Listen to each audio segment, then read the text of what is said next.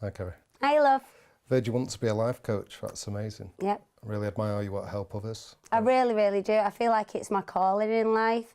I've been through so much drug addiction, alcohol, divorce, once or twice, actually 3 times, custody. I feel like I can help others. I'm on a spiritual path now, and I know I can help other people turn their life around. What I've been through, most people would give up. And the one saying I do, like, everything will be okay in the end, and if it's not okay, it's not the end. It's amazing. Yeah. And you're adored by millions. What part of the massive female pop band? Except my ex-husbands. Regular on TV shows, loads Prime of money watch. coming in, and then suddenly it was all gone. How did that happen? Well, when I moved, I lived in Ireland with my first husband and then moved back to England. And I was so heartbroken from the fact that Brian left me for another woman. The fat one from Westlife left me. Let me make that clear. And I felt a failure as a wife and a failure as a mother, because my kids have now had a broken home, which was something that I went through as a child as well, and I tried so hard to recreate that. Unfortunately, I did that with my mum's drug dealer, and wanted, you know, when you're taking drugs, you go around someone's flat and you're just talking absolute crap, you know, and that's what it was. And he proposed and I said yes, and it just kind of went too far. It should have been a one-night stand. It was the longest one-night stand of my life. And we got involved with a guy called David McHugh, who was an accountant. And I was also on a lot of bipolar medication at the time. I also had the Speakmans around me. And the Speakmans said that Mark would get me to write blank cheques. I'd be so out of it. I was with Coots, the bank Coots, and I'd be so out of it. They witnessed me signing blank cheques to Mark. And I was earning millions, and then I had a tax bill come in for £82,000, which was nothing. It was pennies to me. I've never been in debt in my life, ever. And when I've gone to pay it, there was no money there. And it turned out that David and Mark had a colour printer. He got raided, David did. He got sent down for it, but I never got my money back. And when he got raided, there was a box in his ceiling with checkbooks in my name, credit cards, limited companies, KK Hire, KK Amusements, all these different, there was credit cards with like Santander, all these different accounts that I was completely unaware of. And he sent me a letter in colour from his colour printer saying my tax bill had been paid, but it hadn't, and that was how I lost my money. Well, it's awful. You must be strong to overcome that. And how did you cope emotionally? I was devastated, but unfortunately, I turned to drugs, and that's what I did. It was awful. It was really hard. Not the fact I lost my money. I've never been a materialistic person, although it seemed like that when I was married to Mark, because Mark was buying cars left, right, and centre, and I was so eager to please him, and I wanted to be loved that I tried to buy love and affection, which I did with my mum as well, and also with Mark and all my friends. The good thing is that when I lost my money, I knew who my real friends were, and I couldn't have been happier. And it took me a long time to realise I've got my health and 5 beautiful children, and that's all I needed. Still felt like the richest person in the world. Oh, amazing. Yeah. Oh, well done for overcoming it. I mean, it didn't feel like that at the time, but I do now.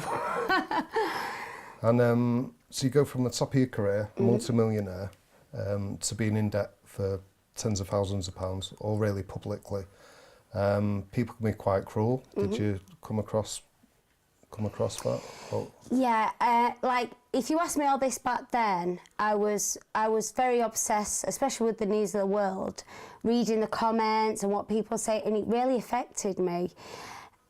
And I was hacked by the news of the world as well, so they was getting all this information about my financial my financial issues and printing it, you know, I didn't want anybody to know this. And I also didn't want anyone to know I had an addiction with drugs. I mean, I wasn't ready to admit it, let alone admit it to the world. Back then, it was really hard, but looking back on it now,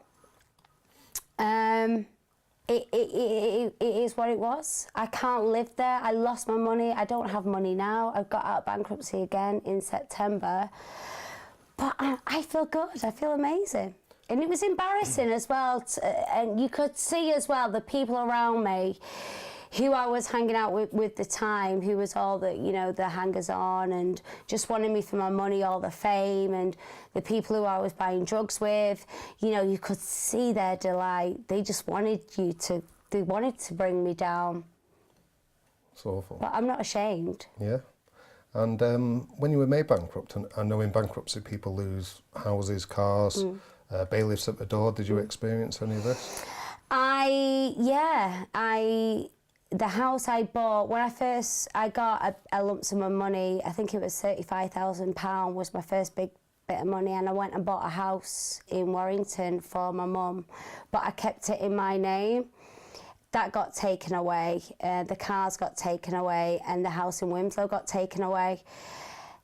But I, luckily enough, moved to rented accommodation down south, and I never looked back. It was I think in a way, it was one of the best things that could have happened to me now. It really was. It was, at the time it was awful, but I think it was one of the best things that happened to me. And did these financial difficulties affect your family? Did they affect your kids? My children was in private education, but I was considering taking them out anyway, because I brought my kids up to not to be spoiled, to earn and respect and be grateful for things, so much so that there was a Alderley Edge school for girls in Winslow, and it was like, oh, my daddy has this and my daddy drives that, and I thought, I don't want my kids to be like that. I actually took Mally and Lily to a refuge one Christmas to show them that that's where I come from. I mean, they was born with a silver spoon in their mouths. You know, I was in Atomic Kit and their dad was in Westlife. They had everything, whereas my life was completely different, and I wanted to show my girls that not everybody's got 2-3 cars or a swimming pool or a cinema room, you know, not everyone, and they appreciated that. And even to this day, all my children are really appreciative of what they do get. They're not spoiled. That's good. They have to earn it. They have their chores, and even when I have the money, they've always got to. I don't like spoiled. Who likes spoiled kids? Yeah. You know, and I wanted them to really appreciate life. And when I took them to the refuge, we bought all the children there a present, only like for £1 here. Every child, I brought a present to them, and I had to say, look, this is what my life was, and look, everything that you've got, and look at everything that they don't have. And I think it really opened their eyes. Amazing. And during this dark period of your life, what was life like on a day-to-day basis when you had the dark cloud on, you know? I lost a lot of contracts. I lost the Iceland deal, which was huge money. And it was a struggle. It was a financial struggle. But I was still waking up every morning. You know, I can't be more blessed than that. You know, so many people, it was a financial issue. I'll be honest with you, I understand why people kill themselves. There was times, and there has been times of late, that I think, oh my God, I can't cope with this. How am I going to pay the school dinner money? Even today, you know, I only got out of bankruptcy in September, and the trustees take most of your money, and I'm not guaranteed my work. And unfortunately, in this industry, if you're not seen as successful, because I was in bankruptcy, people don't want to work with you. But they don't actually know the situations around the bankruptcy. I'm not ashamed that I've gone into bankruptcy. It's something I've had to go through, and it wasn't like I didn't want to pay people money. It didn't work like that. It was the fact my money got taken away from me without my knowledge. The guy got sent down for it, but I never got my money back. But people just automatically assume that I was just off left, right and centre spending money that I didn't have, when that wasn't the case. When you were going through all this, did you seek help? Did anybody help you? No, I just did it on my... Max Clifford, God rest his soul, I don't know how people feel about me mentioning his name. He helped me a lot financially. And when you're bankrupt, you can't get a mortgage, it's hard to get a bank account, you can't get a car on finance. Sometimes you can't even rent a house. Did life become more difficult? Very difficult. I've been renting now for the last 9 years. The house I'm in now, which is rented, is in my manager's, the guarantor on it. And the car is also in my manager's name. I'm just the named driver. Because I need my car, because I do all my own driving. Like I drove here today for 6 hours, Adam, just so I can come and see you. Try, come on my end. I'm joking. Oh well. Yeah, it is really difficult, and I've only got a cash card. I have no credit cards. I'm only allowed a cash card account. But that's fine, and I understand how easy it is to get into debt, and so many people are ashamed of it. The world we live in today, especially with the internet and social media and Instagram, when you read people's posts, it's almost keeping up with the Joneses. Everybody wants you to think their life is amazing. It's just not true. It's just not true. I've always said, don't believe anything you read and only believe of half of what you see. People on social media want you to believe that their life is perfect, and that is just not the case. So take it all with a pinch of salt. If you're in trouble with money, there's no shame in asking for help, especially the way the world is today and the way the government are putting taxes up here, there and bloody everywhere. I understand how easy it is to get into debt. It's hard, and it's draining. I've never claimed benefits. I've never been on the dole. I don't get child benefit. I don't get housing benefit. I may have been in bankruptcy, but I've never claimed off the government, ever. But people just think that I've been this big money spender, but I've been doing it all on my own with no financial help from anybody. It's amazing. And with the benefit of hindsight, would you have done anything differently? No. I could sit here and go, if I had just done this, but I'd been stuck in the past. I'm not going to blame anybody else for my financial. Money scares me, Adam. Money actually scares me. I like with my manager, like, you deal with it. I don't like dealing with it because I've had such a bad relationship with money. I'm very happy. Money for me was something that I tried to buy people with, even down to my own mum as well. And when I married Mark, he was just a taxi driver. And because Brian left me, for me, I was marrying beneath me, thinking, I'm Kerry Katona, he'll love me. But instead, I was so vulnerable. I was just used. That's all it was. But now the money's gone, I've never been happier. Because if I ever get in a relationship, I've got nothing to give them except my heart. And if that's not enough, then... And for anybody struggling out there financially, what would be your key advice? Go and get help. Don't be ashamed. I understand how difficult it is. Like I said, I can see why people... These times I've had a bill that's come in and I thought, I can't do this. I can't... I've actually spoken to my manager on the phone and got, I understand why people take their own lives, but it's just not worth it. It's just not worth it. It's money. The sooner you go and get yourself help and ask somebody for help, there's no shame in it. I've been bankrupt twice. I only got out of bankruptcy 6 months ago. Yet I still feel like the richest person in the world. And how much better is your life now you're debt-free?